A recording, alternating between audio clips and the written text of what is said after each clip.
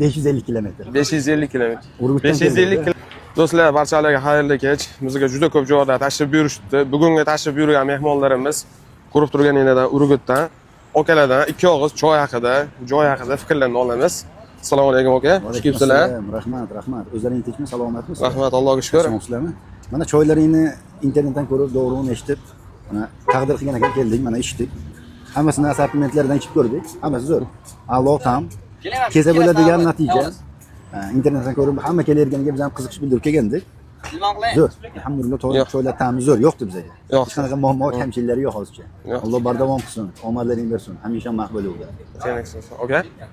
Choy, qarak choylar haqida, lavanda choy haqida. Necha kilometrdan keldingiz aka? 550 kilometr. 550 kilometr. Urgutdan 550 kilometr Urgutdan okalarimiz mehmon bo'lib kelishdi. Okalarga ham gap yo'q. Shunchalik kelib. Respekt deylik. Respekt. Yo'l aka. Shosha Abdullohda mehmon bo'lib. Oka, kamchilik bo'lsa kamchilikni ayting. Allo, hammasi zo'r. Yoqqandan xursandmiz.